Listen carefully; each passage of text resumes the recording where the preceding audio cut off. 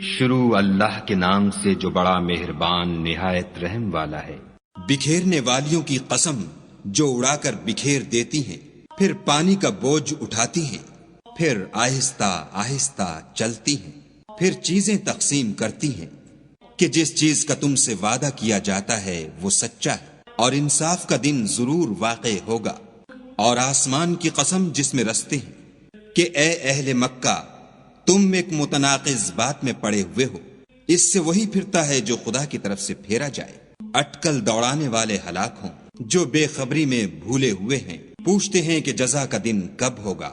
اس دن ہوگا جب ان کو آگ میں عذاب دیا جائے گا۔ اب اپنی شرارت کا مزہ چکھو، یہ وہی ہے جس کے لیے تم جلدی مچایا کرتے تھے۔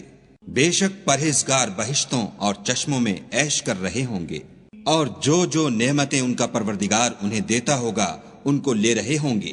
بے شک وہ اس سے پہلے نیکیاں کرتے تھے، رات کے تھوڑے سے حصے میں سوتے تھے اور اوقات سحر میں بخشش مانگا کرتے تھے، اور ان کے مال میں مانگنے والے اور نہ مانگنے والے دونوں کا حق ہوتا ہے۔ اور یقین کرنے والوں کے لیے زمین میں بہت سی نشانیاں ہیں، اور خود تمہارے نفوس میں تو کیا تم دیکھتے نہیں؟ اور تمہارا رزق اور جس چیز کا تم سے وعدہ کیا جاتا ہے آسمان میں ہے، تو آسمانوں اور زمین کے مالک کی قسم یہ اسی طرح قابل یقین ہے جس طرح تم بات کرتے ہو۔ بھلا تمہارے پاس ابراہیم کے معزز مہمانوں کی خبر پہنچی ہے؟ جب وہ ان کے پاس آئے تو سلام کہا، انہوں نے بھی جواب میں سلام کہا۔ دیکھا تو ایسے لوگ کہ نہ جان نہ پہچان، تو اپنے گھر جا کر ایک بھنا ہوا موٹا بچڑا لائے اور کھانے کے لیے ان کے آگے رکھ دیا۔ کہنے لگے کہ آپ تناول کیوں نہیں کرتے؟ اور دل میں ان سے خوف معلوم کیا۔ انہوں نے کہا کہ خوف نہ کیجیے، اور ان کو ایک دانش مند لڑکے کی بشارت بھی سنائی۔ تو ابراہیم کی بیوی چلاتی آئیں اور اپنا منہ پیٹ کر کہنے لگیں کہ اے ہے، ایک تو بڑھیا اور دوسرے بانجھ۔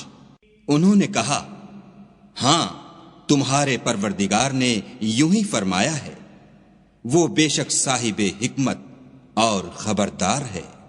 ابراہیم نے کہا کہ فرشتوں، تمہارا مدعا کیا ہے؟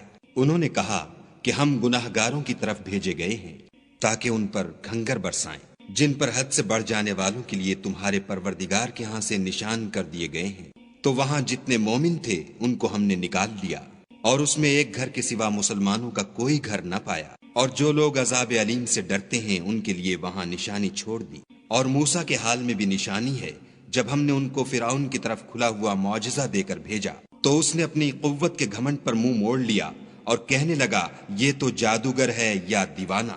تو ہم نے اس کو اور اس کے لشکروں کو پکڑ لیا اور ان کو دریا میں پھینک دیا، اور وہ کام ہی قابل ملامت کرتا تھا۔ اور عاد کی قوم کے حال میں بھی نشانی ہے، جب ہم نے ان پر نامبارک ہوا چلائی، وہ جس چیز پر چلتی اس کو ریزہ ریزہ کیے بغیر نہ چھوڑتی۔ اور قوم سمود کے حال میں بھی نشانی ہے، جب ان سے کہا گیا کہ ایک وقت تک فائدہ اٹھا لو، تو انہوں نے اپنے پروردگار کے حکم سے سرکشی کی، سو ان کو کڑک نے آ پکڑا اور وہ دیکھ رہے تھے۔ پھر وہ نہ تو اٹھنے کی طاقت رکھتے تھے اور نہ مقابلہ کر سکتے تھے۔ اور اس سے پہلے ہم نوح کی قوم کو ہلاک کر چکے تھے، بے شک وہ نافرمان لوگ تھے۔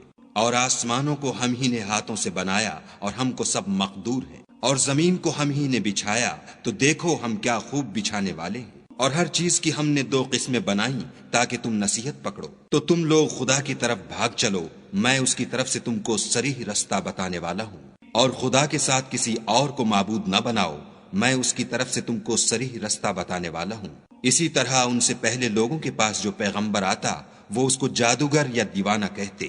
کیا یہ لوگ ایک دوسرے کو اسی بات کی وصیت کرتے آئے ہیں؟ بلکہ یہ شریر لوگ ہیں۔ تو ان سے اعراض کرو، تم کو ہماری طرف سے ملامت نہ ہوگی، اور نصیحت کرتے رہو کہ نصیحت مومنوں کو نفع دیتی ہے۔ اور میں نے جنوں اور انسانوں کو اس لیے پیدا کیا ہے کہ میری عبادت کریں۔ میں ان سے طالب رزق نہیں، اور نہ یہ چاہتا ہوں کہ مجھے کھانا کھلائیں۔ خدا ہی تو رزق دینے والا، زوراور اور مضبوط ہے۔ کچھ شک نہیں کہ ان ظالموں کے لیے بھی عذاب کی نوبت مقرر ہے، جس طرح ان کے ساتھیوں کی نوبت تھی۔ تو ان کو مجھ سے عذاب جلدی نہیں طلب کرنا چاہیے۔ جس دن کا ان کافروں سے وعدہ کیا جاتا ہے اس سے ان کے لیے خرابی ہے۔